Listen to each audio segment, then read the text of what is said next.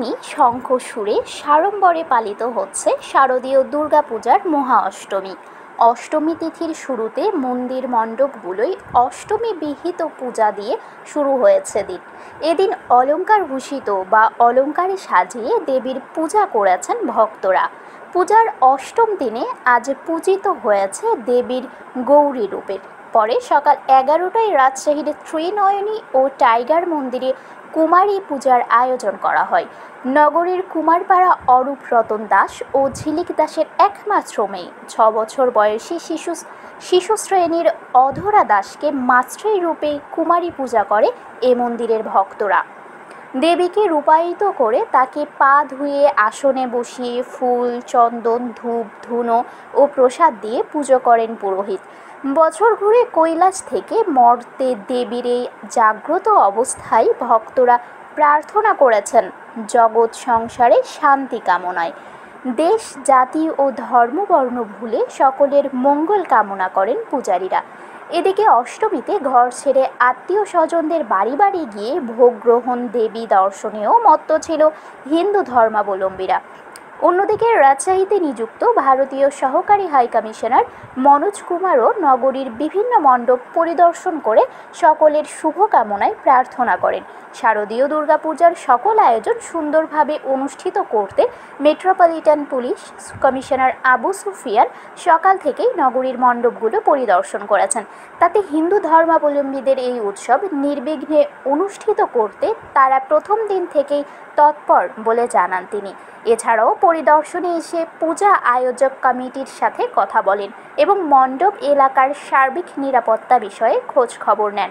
পরে তিনি সাংবাদিকদের জানান, হিন্দু ধর্মাবলম্বীদের সবচেয়ে বড় উৎসব শারদীয় দুর্গাপূজা উৎসব মুখর পরিবেশে উদযাপিত হচ্ছে। আরএমপির 950 পুলিশ সদস্য নগরীর 102টি মণ্ডপের নিরাপত্তায় দিনরাত কাজ করছে। পাশাপাশি সিকিউরিটি ক্যামেরার আওতায় রয়েছে মণ্ডপগুলো।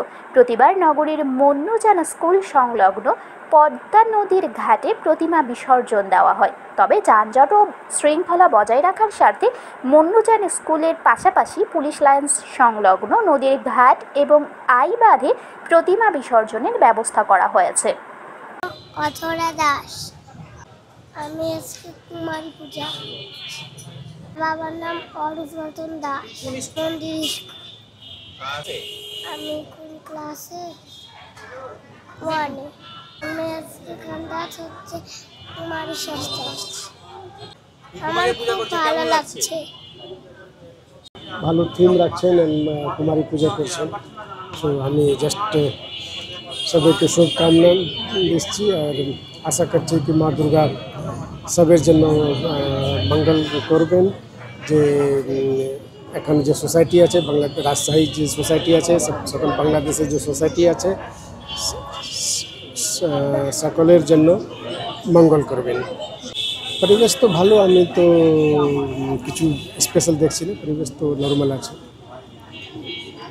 বাঙালি হিন্দু সম্প্রদায়ের সবচেয়ে বৃহত্তর উৎসব হলে দুর্গাপূজা উৎসব। এই অনুষ্ঠান যাতে নিরাপদ হয়, নির্বিঘ্ন হয়, এ ব্যাপারে আমাদের সরকার থেকে যথেষ্ট নির্দেশনা দেওয়া ছিল।